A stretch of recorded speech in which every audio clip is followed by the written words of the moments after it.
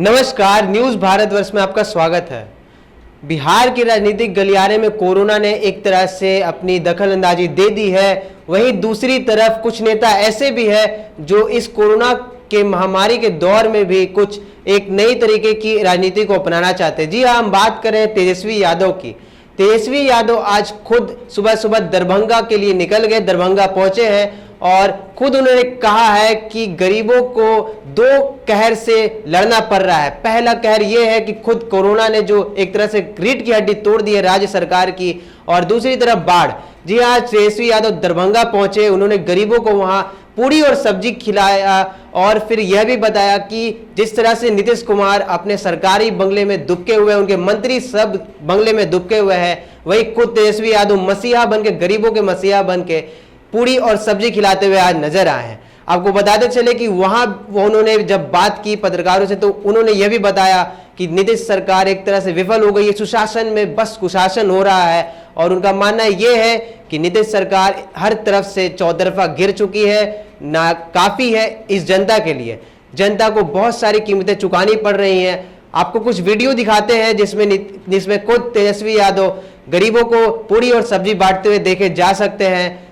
या सूचना नहीं थी कि वो खुद दरभंगा जाएंगे या फिर गरीबों से मिलेंगे, मगर उन्होंने ऐसा किया। आज ऐसा लग रहा है कि वो गरीबों के मसीहा बनकर सबके सामने प्रकट हुए हैं। और यह भी बता दें कि वहां की जनता ने भी उनके सरोकार को अपने दिल पर लिया है, उनकी इस भावना को अच्छे से आदर से लिया है। आपको बताते चले कि बिहार में कोरोना का आंकड़ा दिन पर दिन बढ़ता जा रहा है, विस्फोट हो चुका है, 28,000 मरीज हो चुके हैं। जी हाँ, जिसमें से एक खुशी की बात यह है कि 18,741 मरीज अब तक ठीक हो गए हैं, रिकवरी कर ली है उन्होंने।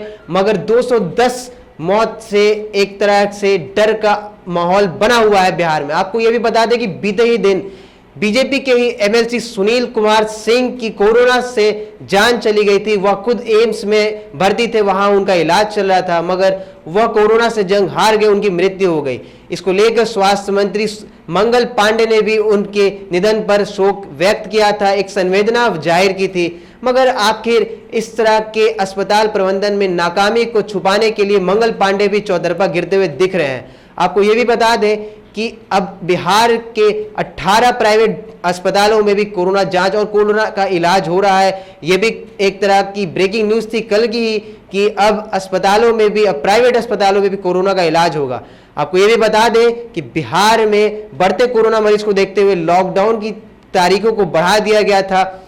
एक तरह से 16 दिनों का यह लॉकडाउन बढ़ाया था, जिसमें आज लॉकडाउन का 7वां दिन है। मजबूरी में कहा जा सकता है कि सुशासन बाबू को इस लॉकडाउन की तारीख को बढ़ाना पड़ा था। अब आगे ठीक रहने के लिए, जनता को बचाने के लिए कोरोना से, हमारा न्यूज भारतवर्ष की यही अपील है कि जनता गाइडलाइंस का पालन करे, हाथ में मास्क, मुंह पे मास्क और फिर हाथ में ग्लव्स और सैनिटाइजर का भरपूर उपयोग करें, सामाजिक दूरी भी बनाएं। खबरों में बने रहने के लिए आप देखते रहिए न्यूज भारतवर्ष। मैं युवराज रतन, पटना।